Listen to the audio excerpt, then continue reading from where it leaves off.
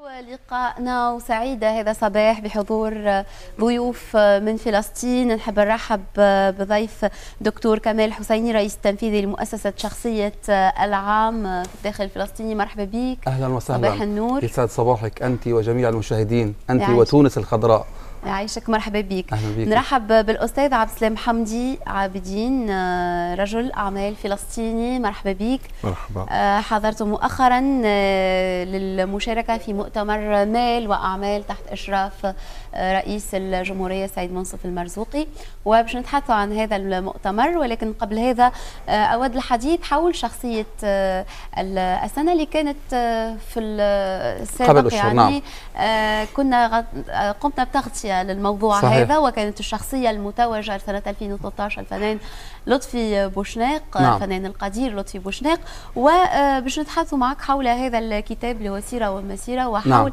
هذه الشخصية يعني بالشكل المجمل، أنه في كل سنة يتم اختيار شخصية. نعم، أولا دعينا ننقل تحية وسلام من أرض الإسراء والمعراج، من أولى القبلتين وثالث الحرمين الشريفين، من القدس الشريف إلى تونس الخضراء التي لها منا كل الولاء وكل الانتماء حتى الارتواء. هذا أولا بشكل خاص. شكرا. تحية للشعب الفلسطيني. فطوبى إلى كل تونسي وتونسية يسمعون ويشاهدون الآن، لأن تونس هي في القلب، تونس هي بالوجدان، تونس هي في الدورة الدموية، نتكلمها صباحا ومساء، نعشقها نعم، وأكثر نحافظ عليها حقا. فلذلك يا سيدتي، أولا مؤسسة تكريم شخصية العام في فلسطين هي لكي نعكس صورة حضارية على المجتمع العربي الفلسطيني، نقول إنه إحنا نعم نعيش تحت الاحتلال، إنما نعيش الإبداع، إنما نعيش التميز، إنما نعيش العطاء. فلذلك التكريم هو تحضر وحضارة، أن نكرم بعضنا البعض ونحن أحياء وليس ونحن أموات، وهو تثمين الجهود.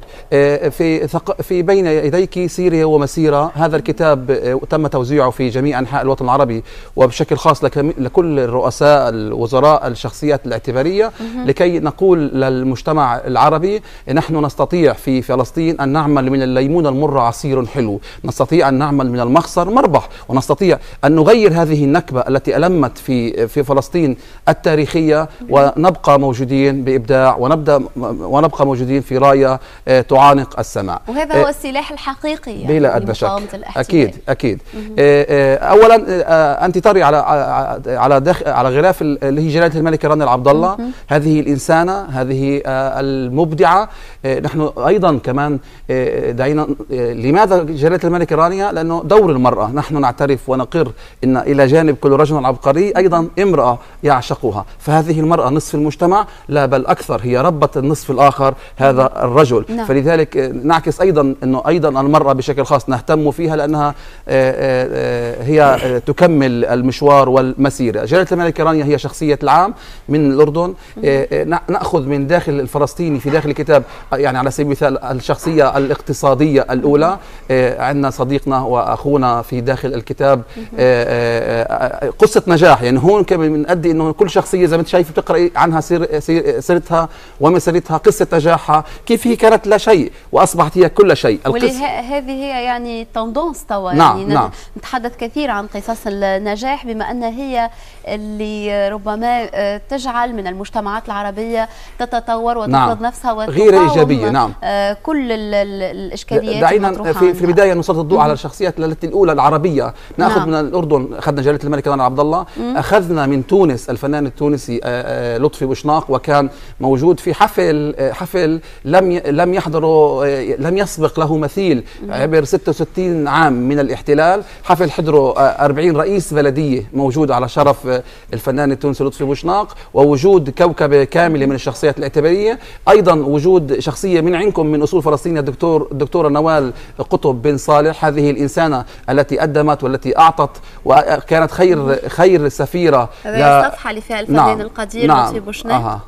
وأيضا تكريم الدكتورة نوال على حضورها وكانت موجودة في داخل هذا الاحتفال.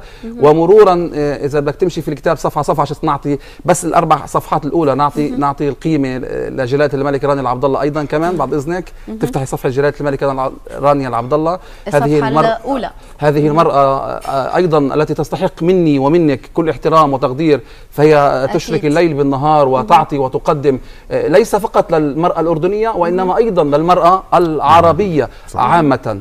وايضا كمان اذا كمان برضه نسلط الضوء على شخصيه اعتباريه الدكتوره نوال قطب. برضه هي متزوجه من مرحوم الدكتور محمد بن صالح المناضل الكبير من تونس، وهي فلسطينيه الاصل، وحببنا ان نقول لها شكرا لك، انت سفيره الى من فلسطين الى تونس، وتوجت علاقات خاصه وطيبه. وايضا شخصيه اقتصاديه، موجود رئيس اتحاد رجال الاعمال الفلسطيني التركي هو اخونا مازن حساسني، هو فلسطيني موجود في تركيا وله قصه نجاح. وايضا من القدس الشريف اذا لاحظت في الصفحه الاولى رئيس نادي هلال القدس. بين قوسين لما احنا نسلط الضوء على القدس بتصور هي عشيقتك وعشيقتي، وهي عنواني وعنوانك وعنوانه. القدس هي الاولى وهي الاخيره. واقول دوما بالمناسبه بذلك، قالوا تحب القدس، قلت هي الهوى منها ابتدى وإليها سيعود، وأنا في أرض القدس أرفع رايتي وبنو أبي مثلي هناك سجود. يا رب أنت وعدتني، يا رب أنت وعدتني فصدقتني، بيني وبينك موثق وعهود. هي القدس. أيضا من القدس الدكتور باسم أبو عصب الحسيني شخصية العام. نأخذ القدس كقيمة خاصة، ومن داخل فلسطين نأخذ كمان شخصية، أخذنا نقيب المحامين حاتم شاهين. فبهذه الطلة وبهذه الوجوه بعد ذلك أمشي إلى الوطن العربي، أهدي الكتاب، هديت الكتاب عندكم في تونس إلى رئيس الدولة بشكل خاص، وتصور في الكتاب وأعجب في الكتاب الدكتور المنصف المرزوقي. وأيضا كنت بالأمس في بيت رجل ليس كبقية الرجال، نحن نحترمه بشكل خاص في فلسطين، اللي هو المناضل أحمد بن صالح، وتحدثنا وتكلمنا عن فلسطين وحب التوانسة لفلسطين. هذه القصيدة التي دوما تبعث الزهور وتبعث الأمل وتعيد صياغتنا من جديد، لأننا شعب واحد، نتكلم اللغة الواحدة، نحمل تاريخ واحد، ونحمل أمل واحد وألم واحد.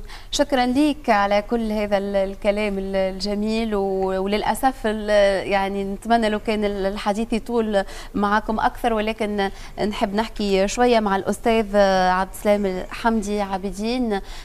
هو في الحقيقة ربما وصلتوا لنا متأخرين شوية، كنا محضرين أكثر وقت ليكم. أستاذ، يعني شاركتم مؤخرا في المؤتمر هذا مال وأعمال، كان تعطينا أبرز يعني فقراته، وخاصة رجال الأعمال الفلسطينيين.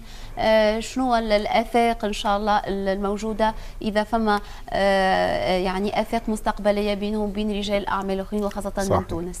احنا دايما مهضوم حقوقنا، يعني دائما الكتاب دايما بياخدونا وبيدرجونا، يعني مهضوم حقوقنا وبنحكي آخر إشي. في النهاية يعني بقول لك كان مؤتمر مال وأعمال تتويج لبعض الأعمال اللي قامت فيها الفيدرالية برئاسة الأخ طارق الشريف بجمع رجال أعمال العرب في تحت قبة واحدة، القبة التونسية، للانطلاق نحو المجد في فتح الاقتصاد التونسي واستثمار أكبر قدر ممكن من رجال الأعمال العرب إلى تونس واستنهاضهم. الحقيقة أنه المؤتمر كان يعني ناجح بكل ما تحمل الكلمة من معنى. حضور مميز برئاسة الدكتور المنصف المرزوقي، ورئيس البنك المركزي التونسي، ووزير الفلاحة التونسي أيضا، كان وعديد من رجال الأعمال العرب. نعم. تطرقنا لأهم مسائل في المؤتمر. أهم مسائل كانت اللي هو النمو الاقتصادي وفتح باب الاقتصاد، وكان التركيز المهم جدا على الاقتصاد الآمن، على فتح الاقتصاد للرجل الأعمال العربي، على أساس أنه يشارك في نهوض تونس الحديثة، في نهوض تونس الجديدة. الحقيقة العملية على الأرض هناك معوقات كثيرة موجودة في الدوائر وفي الإدارات وفي الوزارات التونسية، يجب فتحها. احنا ما عندناش مجال هلا نتطرق لها واحده واحده ونقطه نقطه، يعني لكن حقيقه القائمه انه في شغل يعني في لازم يتم مراجعه. نعم يجب ان يتم مراجعه الاساس لفتح الاقتصاد نحو اقتصاد عاملي. يلقوا صعوبات نعم بالاجراءات يوجد لفتح الاقتصاد امام العالم اجمع، مثل النهوض الصيني، مثل النهوض التركي، مثل النهوض البرازيلي، مثل هذه النهضات اللي حصلت حاليا في الفترة الأخيرة. ما بعد الربيع العربي اللي حصل هون، يعني حصل كساد وحصل تضخم عالي جدا بالاقتصاد العربي بشكل عام. لذلك أنا بقول إذا بدها تونس تفتح أبوابها يجب أنها تراجع قوانينها، وأنا ركزت في المؤتمر على النقطة هاي. يجب مراجعة القوانين لرجال الأعمال العرب، وأنا ركزت وجاوبنا عليها رئيس البنك المركزي على الحوالات الداخلة والخارجة المهمة جدا، على الوكالات، على الاستثمار الآمن. يجب أن يشعر رجل الأعمال العربي بأمان عندما يحضر فلوسه إلى تونس لفتح المشاريع وبناء مشاريع معينة.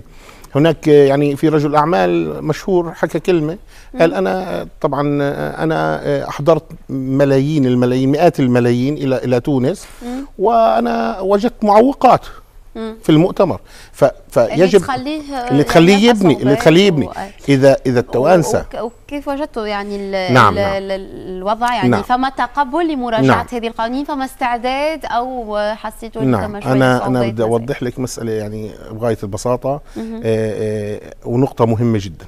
اذا ارادوا التوانسه ان يبنوا المجد يجب ان يفتحوا الابواب، يجب ان يعطوا فيز لدخول تونس، نعم. يجب أن يفتحوا مجال الحوالات والتصريف، يجب أن يفتحوا البنوك للبنوك العربية والإسلامية بفتح البنوك في تونس، يجب أن يفتحوا الوكالات بشكل عام وإعطاء ضمانات إلى الوكالات العالمية، لأنه يوجد وكالات عالمية كثيرة غير موجودة في تونس، وذلك السبب برجع لأنه فيش ضمان للاستثمار في هذه البلاد. يعني أما إن شاء الله أنا أدعو من خلالك ومن خلال البرنامج القيم أن يتم مراجعة وبناء كما تم مراجعة السياسة، يجب مراجعة الاقتصاد وبناء المجد. شكرا على الحضور، سعدت بحضوركم معنا. للأسف الوقت ما عادش يسمح، فقط عندك رسالة في النهاية تحب تقدمها للتوانسة إلى كل تونسي. أنتم مقبلين على مرحلة مهمة، مرحلة بناء، اجعلوا منها أن تكون مرحلة انتماء. إلى كل تونسي أتوجه، أتكلم، أصرخ، أتحدث بوضوح. حان الوقت أن تكون المصالحة الكاملة، أن نقبل الآخر لكي نبني هذه البلد. تونس الخضراء بوضوح، عندما دخلنا إلى تونس اسمحوا لي تألمنا، لأننا نرى تونس بالعقل الباطن تونس خضراء، نرى هذه الدولة دولة كاملة المعاني. فحان الوقت أيها التوانسة أن تكونوا يد بيد لبناء هذا الوطن. تعالوا على جروحكم وكونوا أنتم، كونوا أولا، واجعلوا تونس هي دائما في المقدمة. شكرا على الحضور، وإن شاء الله ترجعونا في مناسبات أخرى نتحدث عن مسائل أخرى. أكيد عنا عديد النقاط اللي تجمعنا. أدعوكم ونهدي لكم هذا النغم لاسم من أسماء الكبيرة في مجال الأغنية التونسية، ربي يطول في عمرها إن شاء الله، السيدة نعمة. تفضلوا.